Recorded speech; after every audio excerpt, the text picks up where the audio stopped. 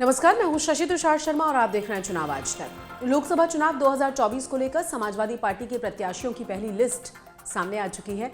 राष्ट्रीय अध्यक्ष अखिलेश यादव ने 16 उम्मीदवारों की पहली लिस्ट में पत्नी डिंपल यादव, चचेरे भाई धर्मेंद्र यादव, अक्षय यादव के टिकट फाइनल कर दिए हैं। वहीं बीएसपी और कांग्रेस से आए कुछ नेताओं को भी टिकट का उपहार दे दिया गया है। प्रत्याशियों के ऐलान के अखिलेश के इस कदम को एक तरफ इंडिया गठबंधन की आपसी राजनीति से जोड़कर देखा जा रहा है, तो वहीं दूसरी तरफ इस ऐलान को कहीं न कहीं बीजेपी के दांव के उस पर ही मनोवैज्ञानिक बढ़त बनाने की कोशिश से भी जोड़ा जा रहा है।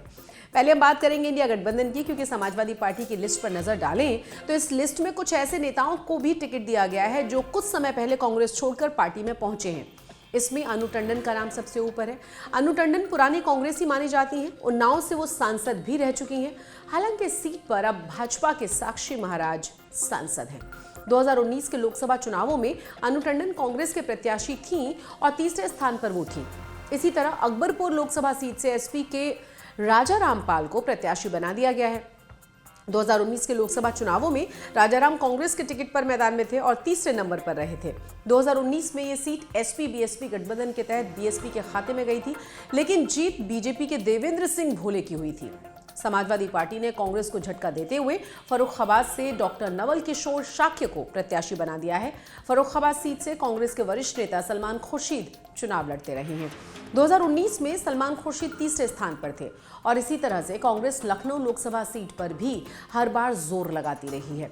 पिछली बार प्रमोद कृष्णम को यहां से प्रत्याशी बनाया गया था और काफी कोशिशों के बाद भी कांग्रेस यहां तीसरे स्थान पर ही रही थी, लेकिन पिछली बार इस सीट पर समाजवादी पार्टी ने पूनम सिन्हा को मैदान में उतारा था, लेकिन वो भी दूसरे स्थान पर ही रह पाई थी। और इस बार समाजवादी पार्टी ने आगे बढ़ते हुए पहले ही रविदास मेहरोत्रा को प्रत्याशी घोषित कर दिया है और यही वजह है कि कांग्रेस ने एसपी की लिस्ट पर सख्त नाराजगी जताई है। पार्टी ने एसपी को धमकी भी दी है कि वो बीएसपी के साथ दोस्ती का हाथ बढ़ा सकती है। सुनिए जरा अविनाश पांडे को, जो कि कांग्रेस के नेता हैं। पॉसिबल है और अगर किसी उद्देश्य के लिए अगर हम कार्य कर रहे हैं, और मायावती जी की पार्टी भी सेकुलर पार्टी है, समाजवादी पार्टी भी सेकुलर पार्टी है, और यही बेसिक चीज़ था कि ये सब लोग साथ में आए। और अगर इसमें अदर देन इंडिया गठबंधन में अगर वो आए तो आज भी इंडिया गठबंधन उनके लिए के दरवाजे खुले हुए हैं और आगे आने वाले समय में जैसे राजनीतिक परिस्थितियां होती हैं उस प्रकार से हर पार्टी फिर इस बारे में स्वतंत्र है कि उसको देखिए, कांग्रेस कभी भी कांग्रेस सहयोग कर सकती है, विनम्र रह सकती है, लेकिन कांग्रेस लाचार नहीं है। तो ये तो हुई इंडिया गठबंधन की बात। बीजेपी की अगर हम बात करें तो अपने प्रत्याशियों का ऐलान हमेशा से पहले करती रही है बीजेपी। हाल ही में राज्यों के विधानसभा चुनाव जो हुए हैं उसमें भी ऐसा ही देखने को मिला था, जब बीजेपी ने छत्तीसगढ़ और मध्य प्रदेश में पहले ही उम्मीदवारों की घोषणा करके मनोवैज्ञानिक बढ़त ले ली थी।